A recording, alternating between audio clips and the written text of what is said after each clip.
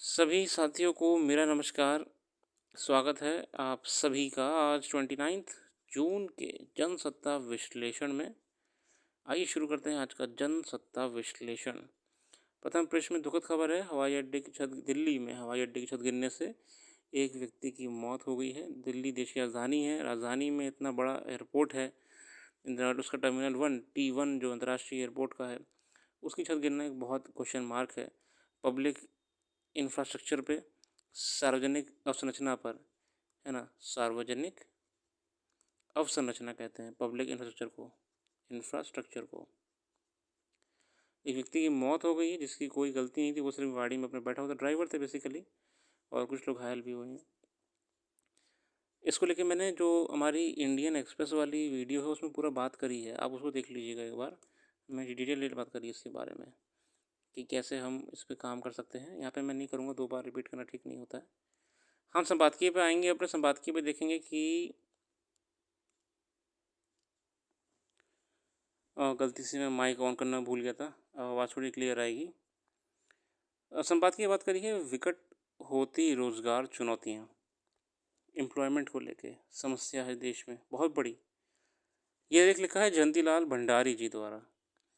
यकीनन इस समय बेरोजगारी देश की प्रमुख आर्थिक सामाजिक चुनौती है। हाल ही में राष्ट्रीय सांख्यिकी कार्यालय एनएसओ द्वारा जारी असंगठित क्षेत्र के उद्यमों से संबंधित आंकड़ों के अनुसार जुलाई 15 से जून 16 की अवधि की तुलना में अक्टूबर 22 और सितंबर 23 की अवधि के दौरान विनिर्माण क्षेत्र के 18 लाख असंगठित उद्यम बंद हो गए।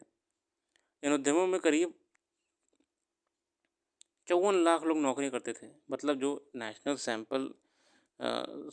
सर्वे एनएसओ है, इनका काम होता है सर्वे करना, सैंपल डेटा कलेक्ट करके। ये तो गवर्नमेंट की संस्था है ना। इन्होंने बताया कि लगभग 54 लाख लोग को जो नौकरियां मिल रही थी, नौकरी काम कर रहे थे, वो बेरोज़गार हो गए हैं। और 18 लाख उद्योग छोटे मोटे, ठीक है, बंद हो गए।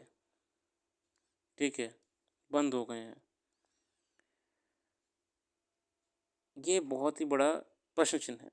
सर्वेक्षण के अनुसार युवा बेरोजगारी स्तर बढ़ा है और यह बीती तिमाही के 16.5% से बढ़कर चौथी तिमाही में 17% हो गया है। यह आंकड़ा इसलिए महत्वपूर्ण है कि इस आयु वर्ग के लोग पहली बार श्रम बाजार में प्रवेश करते हैं।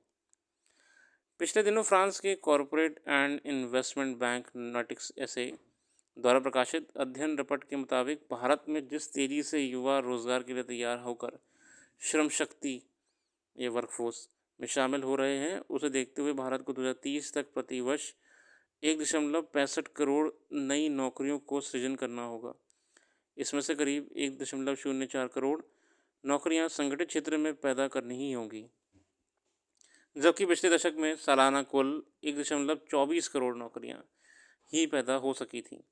इस रिपोर्ट में यह भी कहा गया है कि भारत को अपनी अर्थव्यवस्था में तेज़ी को बरकरार रखने के लिए सेवाओं से लेकर विनिर्माण तक सभी क्षेत्रों को नई रफ्तार से बढ़ावा देना होगा। अंतर्राष्ट्रीय श्रम संगठन के अनुसार वर्ष 22 में भारत की कुल बेरोजगार आबादी में 83% बेरोजगार युवा थे। एक सबसे बड़ा चैलेंज जो किसी भी डेवलपिंग नेशंस के लिए रहता है, वो रहता है अनएम्प्लॉयमेंट का। ठीक है, पॉपुलेशन जिस हिसाब से वर्कफोर्स में एंटर कर रही है,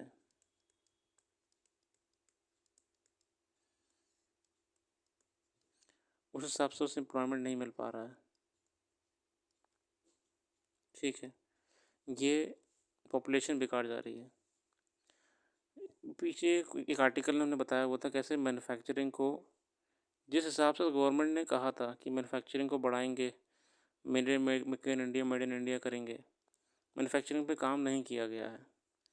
अगर हम सिर्फ मैन्युफैक्चरिंग को ही बढ़ा दें, प्लांट्स को, प्रोडक्शन को, या मार्केट को स्टेबल रखेंगे, तो इन सबको एम्प्लॉयमेंट मिल सकता है। ठीक है, वरना ये बर्डन है देश के लिए, क्योंकि जहाँ कंपैरेटिवली अन्य देशों में एज पॉपुलेशन है, ओल्ड एज पीपल ज़्यादा हैं, Japan, China, US, old age population ज़्यादा बढ़ रही है, हमारे यंग पॉपुलेशन ज़्यादा है।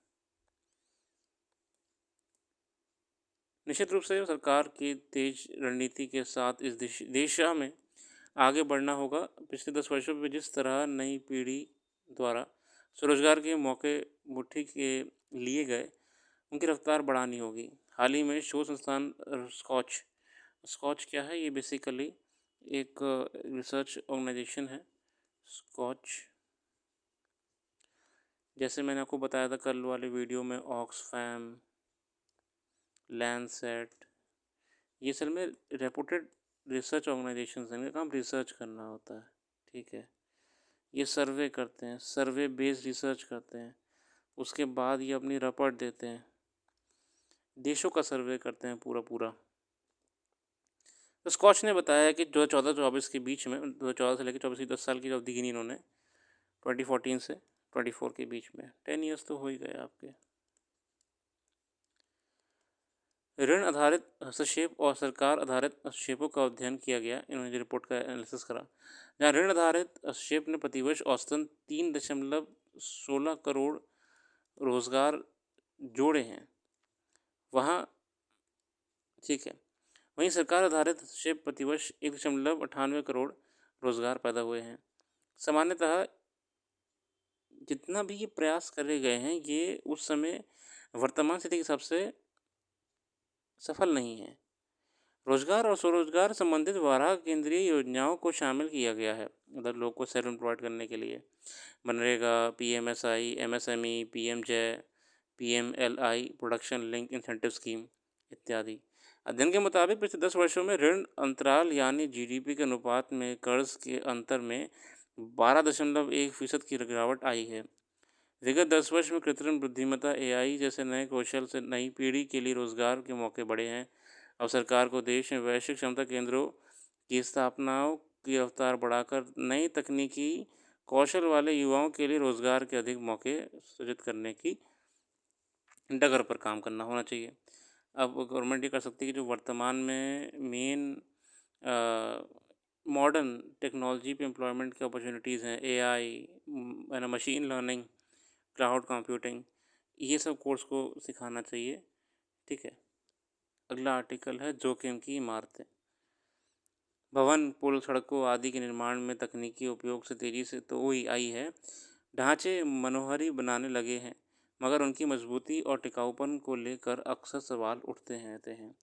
अब शायद ही कोई वर्ष बीता हो जब बरसात में पुलों, सड़कों, नवनिर्मित भवनों के धंसने की खबरें आती हों। अच्छा, आज की तारीख में देखें कैसे जितनी आपकी नई अवसंरचना का निर्माण हो रहा है, ब्रिजेज़ हो गए आपके, है ना, या टनल्स हो गए, इनका जो क्वालिटी है वो इतना बढ़िया नहीं बन रहा है, ठीक है। बिल्डिंग्स हो गई हैं आपकी, ठीक है, या तो ये ढह जा रही हैं या गिर जा रही हैं, या इनमें इनमें जो है कोई ना कोई समस्या बन रही है ना। पुल तो बारिश में बह जाते हैं, टनल्स में जल भराव हो जा रहा है महानगरों में। इसको लेके मैंने प्रॉपर डिस्कशन करा हुआ है, जो इंडियन एक्सप्रेस वाला एनालिसिस है, आप देख लीजिएगा। तो ये गलत है। इस तरह जगह तो काफ़ी खुली हो गई, मतलब बताया जा रहा है कि बारिश की वजह से छत बैठ गई। यहाँ तो इस मौसम की पहली बारिश थी, मतलब पहली बारिश में ही बहुत ही मुख्य नई नई बिल्डिंगें बनी थी, वो बेकार हो गई हैं।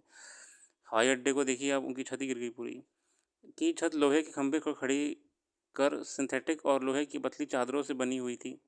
इस तरह जगह तो काफ़ी खुली हो गई और सुंदर भी दिखती है, मगर इसकी टिकाऊपन को लेकर कोई दावा करना मुश्किल है।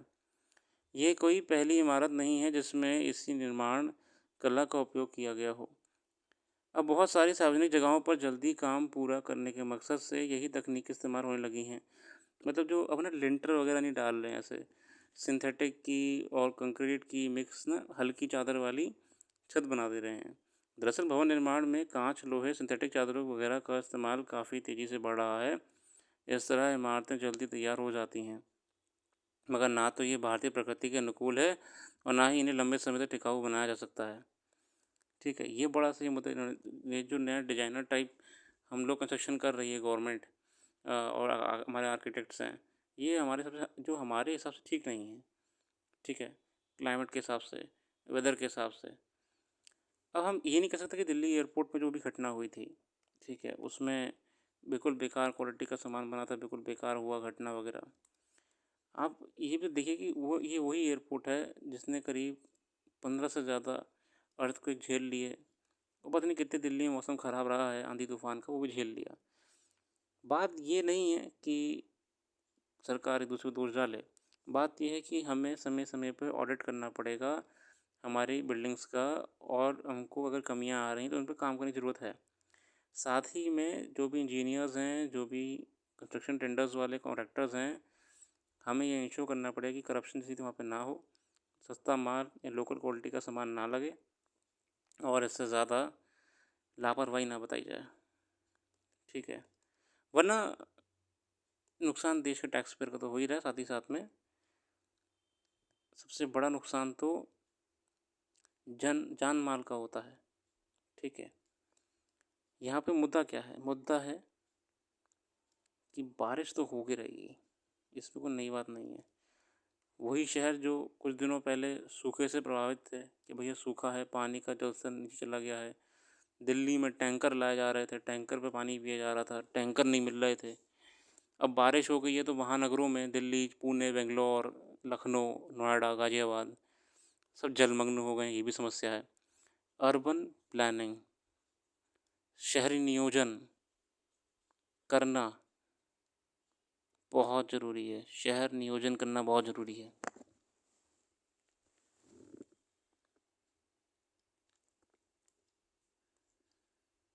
आगे देखते हैं।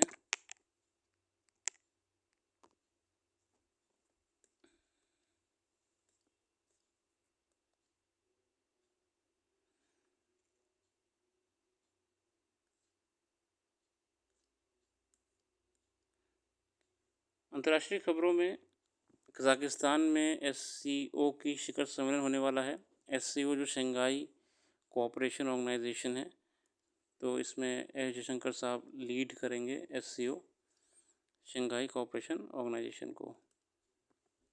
और कुछ खास विशेष नहीं है, आप ये दिन दोबारा कर लीजिएगा अपने आप से। कुछ हो सकता है कुछ इंपॉर्टेंट पॉइंट हम छूट गए हों।